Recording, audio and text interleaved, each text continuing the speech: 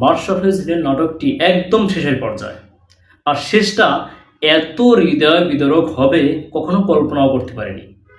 Social মিডিয়ার কারণে আমরা কিছু ছবি এবং তার শুটিং দেখতে পেয়েছি, সেখানে যেটা দেখানো হচ্ছে মাশরাফি জহিরের নাটকে মনি তার বাইক খুঁজতে গিয়ে মনি মারা যাবে, এবং লাস্টের সিনটা হলো মনি মারা যাবে এবং কি মারা গেছে, শুটিং কমপ্লিট, মনিকে দাফনও করছে বা করবে, এরকম আপনারা ভিডিওতে স্ক্রিনে আপনারা দেখতে পাচ্ছেন ছবি বা ভিডিও। আসলে নাটকটি আমরা দেখেছি মনিকে কেন্দ্র করে এগিয়ে আসছে, প্রত্যেকটা পার্ট বাই পার্ট মনিকে কেন্দ্র করে।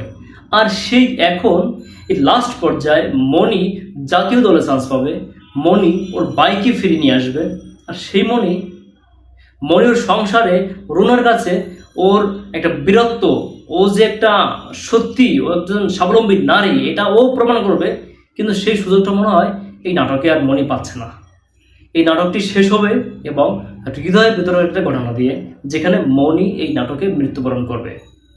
শেষ পার্টটা এমনই হতে যাচ্ছে প্রিভিউয়ার্স।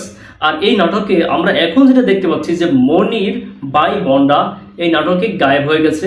ওর যে পিএস পার্সোনাল অ্যাসিস্ট্যান্ট ডিস্টার্ব ওকে ঘুম করেছে, ওকে মেরে ও এখন চেয়ারম্যান হবে, শরীফুল এবং আসমা নাটের মূল। তো সেখানে কোনো ক্রমে একদম হতবিম্ব অবস্থায় একদম ভিক্ষুকের ন্যায় এই মনটা আবার ফিরে আসবে, কিন্তু ফিরে এসে ওর বোনকে আর পাবে না, বোনকে দেখবে কবরে। আপনি দেখুন তাহলে এই নাটকে মনির কখনো শান্তি হলো না, প্রত্যেক সমস্ত দুঃখ মনেরই হয়ে গেল, আর শেষ পর্যায়ে মনি শেষ হয়ে গেল। আমরা যেটা ভেবেছিলাম, আমরা কি ভেবেছিলাম, মনির ভাইকে খুঁজে পেবে, তারপরে ও জাতীয় দলে ও ঢুকবে, সবকিছু প্রমাণ হবে, তারপরে রুনার সামনে গিয়ে দাঁড়াবে যে না আমি পেরেছি, আপনি দেখেন আমার পরিচয়, আমি মাশরাফি জুনিয়র, আমি একজন জাতীয় দলের খেলোয়াড়। এই পরিচয় নিয়ে মনি রুনার সামনে দাঁড়াবে, কিন্তু সেটা আর হলো না। এই নাটকে মনি মারা যাবে বা মারা গেছে। খুবই খুবই হৃদয় বিদারক একটা ঘটনা ঘটতে যাচ্ছে এই মাশরাফি জুনিয়র নাটকে, যেটা আমরা আপনারা কেউ কখনো কল্পনাও করিনি যে এই নাটকে মনির হৃদয় বিদারক এই মৃত্যু হবে বা এই পরিণতি হবে। প্রিভিউয়ার্স, আপনারা কি ভেবেছেন? যদি ভেবে থাকেন তাহলে অবশ্যই কমেন্টে জানাবেন।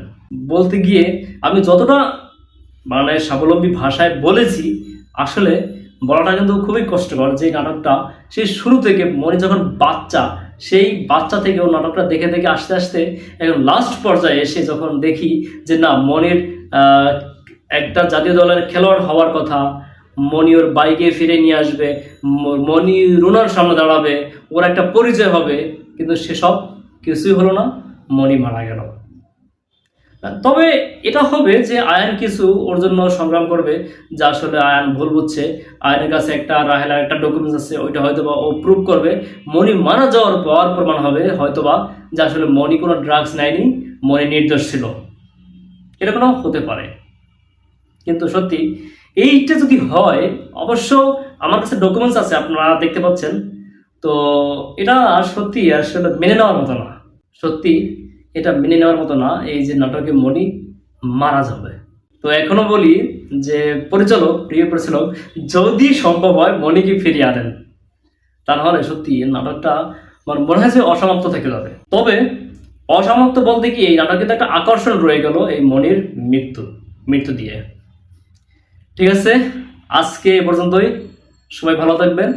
আর এই পর্বগুলো আপনাকে দেখতে হলে অবশ্যই আপনাকে সামনের নাটকগুলো পার্ট বাই পার্ট দেখতে হবে। কিন্তু আমরা মাঝে অনেকটা বিরক্ত হয়ে গেছি, এই দাদাভাই, তারপরে দিলারা, তারপরে রাহেলা, এই কিছু পার্ট নিয়ে আমরা কিন্তু বিরক্ত হয়েছি। কিন্তু শেষটা যে এত মর্মান্তিক করবে পরিচালক, আমরা কখনো ভাবতেই পারিনি যে শেষটা এত মর্মান্তিক হবে বা হতে যাচ্ছে। এটা ছিল কল্পনার বাইরে। তো যাই হোক, মাশরাফি টিমের জন্য শুভকামনা। পরিচালক সুন্দর একটা নাটক উপহার দিয়েছে, এর জন্য তার জন্য শুভকামনা। সবাই ভালো থাকেন, আল্লাহ হাফেজ।